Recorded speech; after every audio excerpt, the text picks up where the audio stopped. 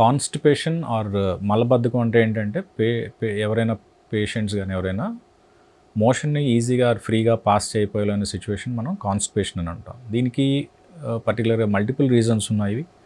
ఎవరైతే వాటర్ సరిగా తీసుకోరో, లేదంటే లో ఫైబర్ డైట్ తీసుకుంటారో, కొంతమంది చాలా ఎక్కువగా నాన్ వెజ్ అనేది తీసుకుంటారు, కొంతమంది ఈ జంక్ ఫుడ్స్కి బాగా అలవాటు పడతారు. ఈ రోజుల్లో ఇవన్నీ బాగా ఎక్కువైపోయినాయి.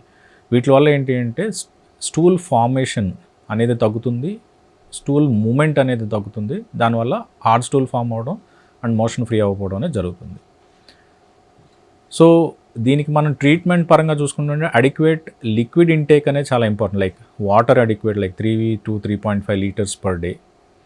ఈ మధ్యకాలంలో ఈ వాటర్ సరిగా తీసుకోకపోవటం, వర్క్ ఎక్కువసేపు కంటిన్యూస్గా కూర్చుని ఉండటం, ఎక్సర్సైజ్ లేకపోవడం, stagnant life style, junk food life style and ఈ నాన్ వెజ్ ఎక్కువ తీసుకునేది, లేట్ నైట్ ఫుడ్స్ ఎక్కువ తీసుకునేది.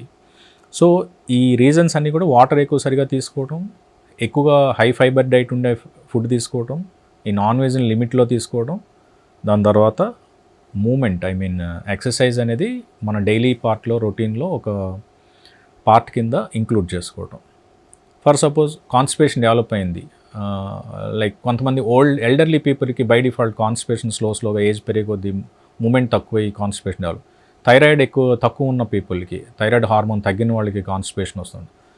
ఒకవేళ కాన్స్టిపేషన్ డెవలప్ అయింది, అప్పుడు ట్రీట్మెంట్ పరంగా చూసుకుంటే ఏంటంటే కొన్ని రకాలైన సిరప్స్ ఉన్నవి, ట్యాబ్లెట్స్ ఉన్నవి. ఇది ఎప్పటికప్పుడు రీసెంట్ అడ్వాన్సెస్ వచ్చి ఈ సిరప్స్ కానీ ట్యాబ్లెట్స్లో కానీ గుడ్ మెడికేషన్ ఇప్పుడు వచ్చింది. ఈ మెడికేషన్ యూస్ చేయడం వల్ల ఏంటంటే ఈ పెద్ద పేగులోని వాటర్ కంటెంట్ అనేది పెరుగుతుంది, పెరిగి మోషన్ ఈజీగా పాస్ అయ్యేదానికి ఉపయోగపడుతుంది. సో ప్రాబ్లం ఫేస్ చేసి సివియర్గా ఉన్న వాళ్ళైతే ఈ మెడికేషన్ కొంతకాలం రెగ్యులర్గా తీసుకోవాల్సిన అవసరం ఉంటుంది. దాంతో మనం కాన్స్టిపేషన్ పూర్తిగా నివారించవచ్చు.